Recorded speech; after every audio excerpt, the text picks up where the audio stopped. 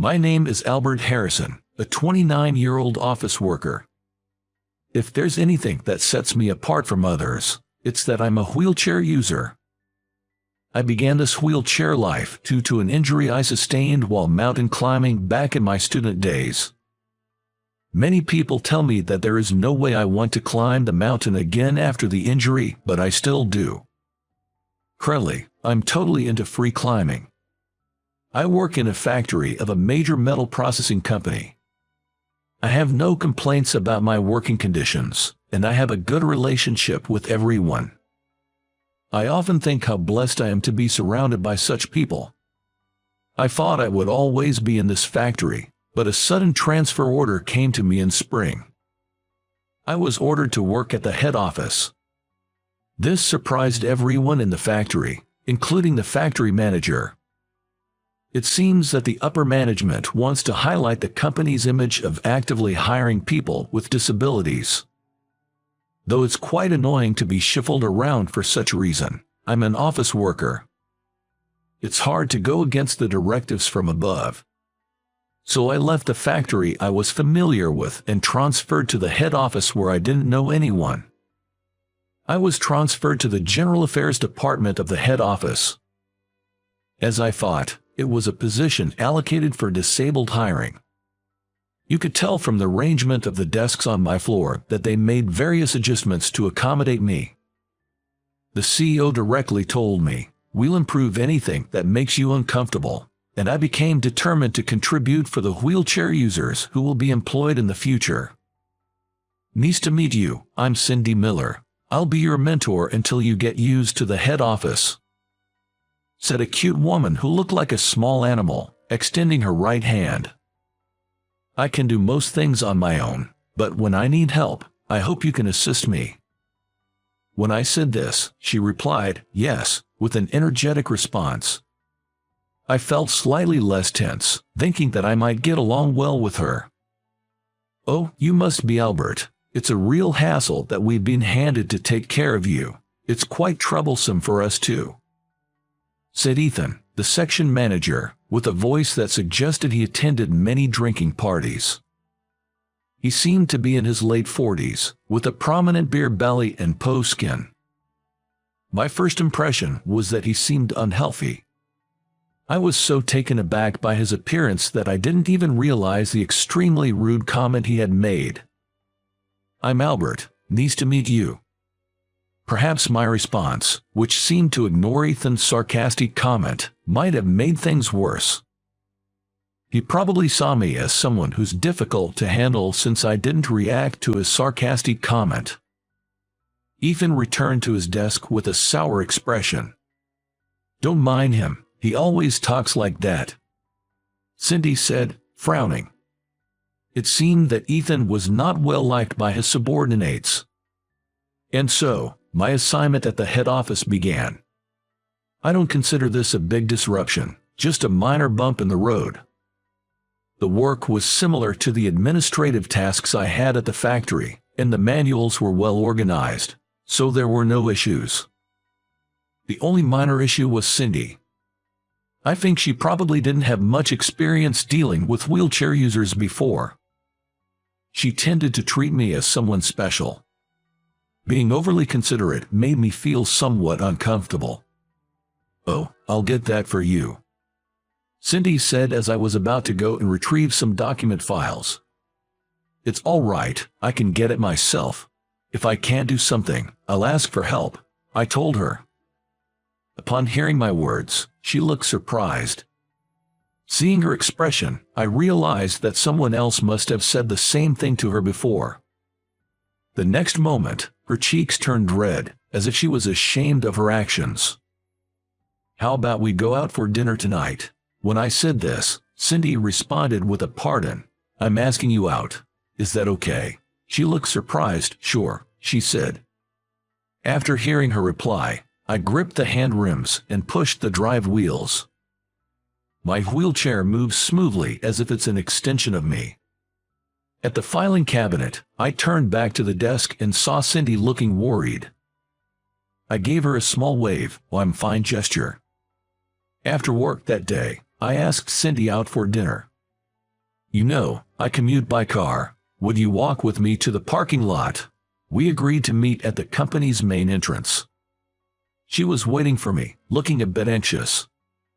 In my wheelchair, I naturally look up to her from a lower viewpoint.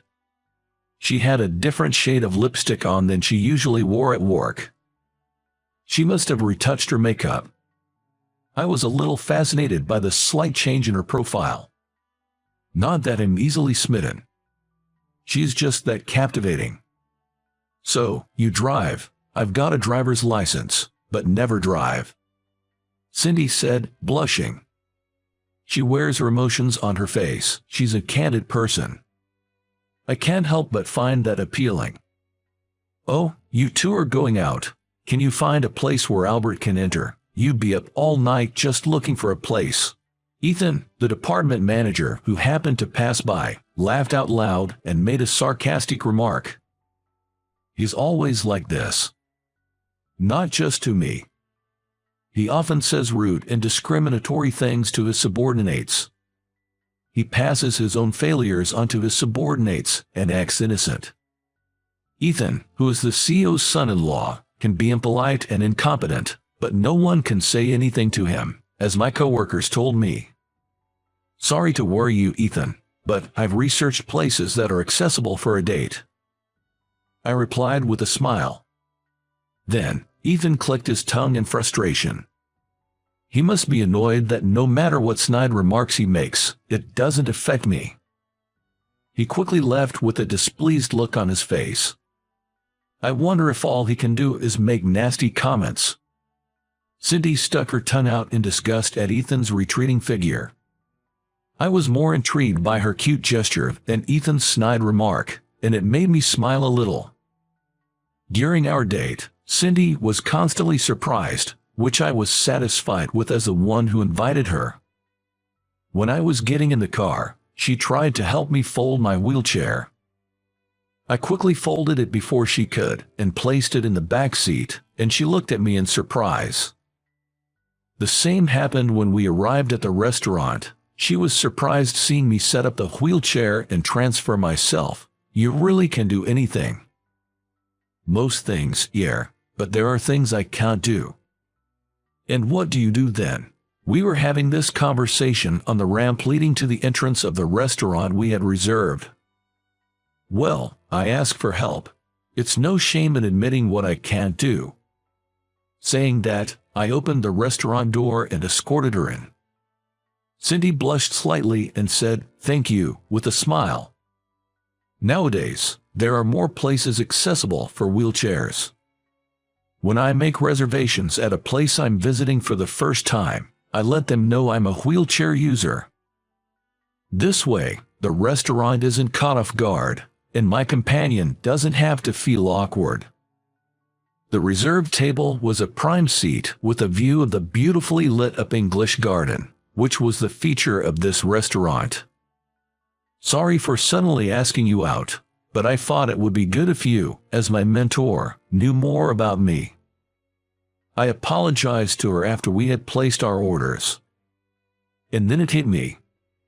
Sorry, do you have a boyfriend or something? I hope it will not cause any misunderstandings. If she had a man in her life, there was the risk of causing significant inconvenience. Seeing my sudden rush, Cindy burst out laughing. She laughed until she was in tears. Unfortunately, there's no such man, she said, wiping her tears. She explained that she found it hilarious that I was bringing this up now. Somehow, thanks to the laughter, I felt closer to her. And then she told me a secret she had never shared with anyone before. I too was once severely injured and was told that I might never walk again. I was taken aback by her unexpected confession.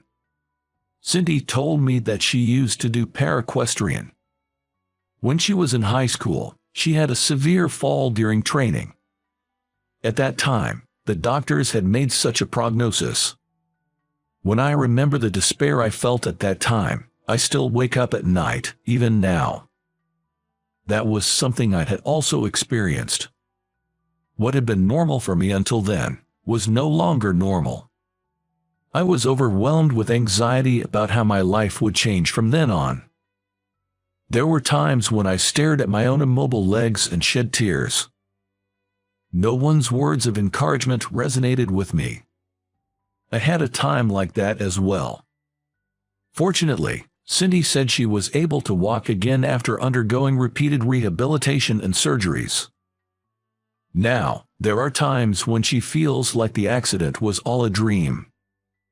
She probably cared about me more than necessary because she saw in me the future she had once despaired about.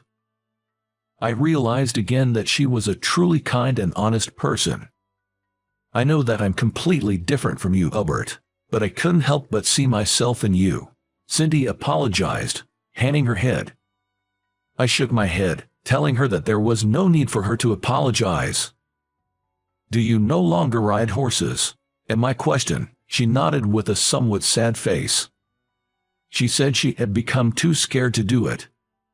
I see. So, about the next day off, I asked her out on a date for the next holiday. The long-awaited day off. I picked up Cindy in my car. I kept the destination a secret. I had shamelessly asked her to prepare a picnic lunch. Cindy smiled a little incredulously, saying, "You really have some nerve, Albert. So, I think she must have prepared it." The car ride took us to a cliff located deep in the mountains.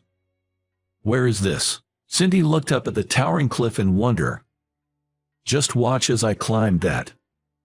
At my words, Cindy's eyes widened. At the bottom of the cliff were my old mountaineering buddies, who had been with me even before I became a wheelchair user. They were helping me because I just couldn't give up on the mountains.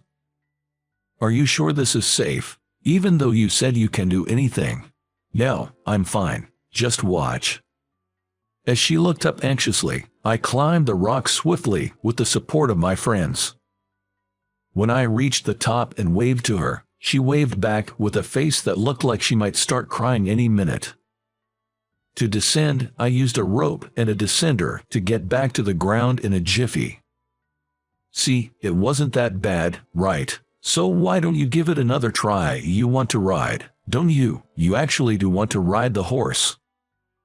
At my words, Cindy nodded, tears streaming down her face. She must have been holding it in for a long time. I believe it's not a lie that she felt fear towards horse riding. But above that, I think Cindy had distanced herself from horse riding because she was worried about causing concern to those who cared about her. She didn't want to worry her loved ones anymore. I couldn't give up climbing or mountain climbing. I think she must feel the same. "Albert, I feel like I can confidently tell my parents that I'm okay, that they don't have to worry." Cindy's face was a mess from crying, and her mascara was a little smudged, but she was still attractive and beautiful. About 2 weeks after I was transferred to the head office, a welcome party was arranged for me in the General Affairs Department. The location of the welcome party was a high-end sushi restaurant, a place I wouldn't normally set foot in. Sushi is my favorite food. I was looking forward to the welcome party. However, an incident occurred on the day. I arrived at the high-end sushi restaurant where the welcome party was held when everyone else had almost gathered. When I entered the restaurant, I could see a small set of stairs. I couldn't get to the stairs past the counter because the width of the wheelchair was in the way. The sushi chef also looked surprised when he saw me. Probably, he wasn't informed that a wheelchair user was coming. It's a high-end sushi restaurant. The service is supposed to be great. Normally, I wouldn't have had to struggle in a place like this. While I was wondering what to do, my boss, Ethan, came down the stairs with a grin on his face. "Oh, can't you get through there? That's too bad. You can't pass because you were on that thing." Cindy and a few of my colleagues behind me held their breath. Ethan seemed a bit drunk. He was laughing while loosening his sloppy tie. "All right, since it's just that you can't pass, you should just crawl here." Ethan was laughing hysterically at his own words. The atmosphere in the place froze instantly. All I had on my mind was sushi, and honestly, I didn't even want to deal with Ethan. Come on, crawl over here. You said you wanted to eat sushi, didn't you? The one who snapped at this provocation was Cindy. She slipped past me and walked briskly towards Ethan. Then she grabbed Ethan's tie. Have some shame, you pig. Cindy growled in a low voice. Everyone there must have thought for a moment that they were hearing things. Ethan seemed a bit taken aback by Cindy's forcefulness. This is bad. It could turn into a brawl in the restaurant at this rate. I smiled at the chef. Then, I brightly asked the chef. Chef, I really want to try the sushi you make, but it seems I can't get in. Can you please prepare a special sushi roll for me to take out? The chef rolled up his sleeves and said, All right, leave it to me. Cindy shook off Ethan's tie as if she were throwing away something filthy and said, I want one too, please. Cindy and I left the welcome party venue with the special sushi the chef made for us. From what I heard from my colleagues, the welcome party without me, the guest of honor, felt flat and was as quiet as a wake. Everyone seemed to be glaring at Ethan while stuffing their faces with delicious sushi. I felt a bit apologetic, but everyone said they enjoyed the sushi with a smile, so that put my mind at ease just a little. Cindy and I left the sushi restaurant and ate our sushi in a nearby park. Cindy, angry as she was, popped a piece of sushi into her mouth with a swift, impulsive gesture. You know, it might taste better if you take your time. Shut up, I'm angry, she retorted. Watching her angrily stuff her face with sushi, I enjoyed my own gourmet sushi. It was probably a treat from the restaurant's head chef. There were more toppings than the usual premium sushi. The next day, when I arrived at the office, it seemed that the events of the previous night had caused quite a stir. Apparently, my coworkers were livid at manager Ethan's behavior and were planning to lodge a complaint with HR and the higher-ups. In surprise, one of my colleagues explained, "You were just the last straw." Many had been unhappy with manager Ethan's attitude for some time, but his position as the boss's son-in-law had forced them to put up with it. However, after seeing his treatment of me the previous night, everyone had decided they could no longer tolerate it as human beings. For my part, I had had my sushi and felt like maybe it was time to let it go, but Cindy said, "It's for the person who gets hired next, too," which made me feel a bit ashamed of my irresponsibility. I'd been somewhat self-centered, thinking as long as I was happy, everything was okay. I hadn't really thought about the people who would come after me. HR started conducting interviews, and soon it was my turn. The meeting room prepared for the investigation also had the CEO present. This was clearly seen as a serious issue. "I'm sorry for the actions of my son-in-law. It's due to my lack of oversight. Please forgive us." The CEO started by apologizing, which made me feel somewhat overwhelmed. Cindy, who was interviewed before me, apparently explained everything about the incident the previous night in detail, and also talked about all that had led up to it. In addition to that, it seems they managed to gather information about manager Ethan's misconduct from other colleagues as well. "Albert, we're thinking of demoting Ethan and asking him to leave the headquarters. Will that lighten your mood a bit?" the CEO asked. I took a moment to think about it. It didn't seem like that would really solve anything. When the CEO asked me again, "What do you think of manager Ethan?" I decided to be honest about my feelings. I feel sorry for him. He probably just lacks imagination. I can't say much since we just met, but I don't dislike manager Ethan. The CEO was taken aback by my response. But before that, I shared all the harassing behavior from manager Ethan that I had heard from my colleagues with the CEO and the HR manager. Still, everyone deserves a chance to start over. That includes manager Ethan, I added. I assured the CEO that I believed Ethan would change his attitude after this whole mess. Though I am single, Ethan has a wife and children. He has a lot to protect. Please give him a chance. With that, I bowed to the CEO. I'm touched by your generosity. Thank you for forgiving my son-in-law, for protecting my daughter's family. As a father-in-law, I am grateful, the CEO said. His words deeply moved me. A man who can genuinely apologize for others. If this man is at the top of the company, it's in good hands. This is a great company, I thought again. I heard you forgave manager Ethan, Cindy said at the rooftop break area. I was never really mad in the first place. Doesn't forgiving him sound a bit arrogant? Since we ate sushi together in the park, Cindy's demeanor had become much more relaxed. You know I'm thick-skinned, right? That's my charm. It's all water under the bridge now, I said with a cheer, meeting Cindy's sidelong glance. She was angry on my behalf. Seriously, so thick-skinned it's shocking. You're a big-hearted man, and that makes you a great person. She joked around to match my mood, no longer angry, and gave me a smile. Why don't we go horse riding next time? I want you to see me in all my glory. Of course, I'll accompany you. At my response, Cindy chuckled, no need for formality. Seeing her smile made me genuinely feel that the transfer to the headquarters wasn't so bad.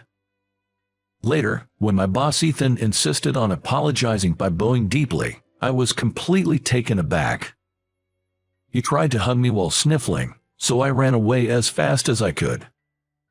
My colleagues couldn't stop laughing at the spectacle. It felt like a sudden gust of fresh air had swept through the office. Cindy was laughing so hard, she was tearing up. Hey, stop laughing and help me out. That's not something I'd expect from the self-sufficient Albert. Her response left me at a loss. Ethan, still calling out Albert, wouldn't give up trying to hug me. If you'll make me your girlfriend, I'll help you. In a voice only I could hear, Cindy softly whispered this. She had a bold side that belied her appearance. That was part of her charm. Let's not just date, let's get married. At my response, Cindy, saying okay, stood up from her chair and placed herself in front of Ethan. Could you please not smear your snot on my future husband? Her comment made the whole department erupt in laughter. Well wishes came flying from all around. Our future couldn't be brighter. Is it too soon to be looking forward to our wedding? What do you think? Subscribe the channel and it will give me the motivation to produce more. See you in the next video.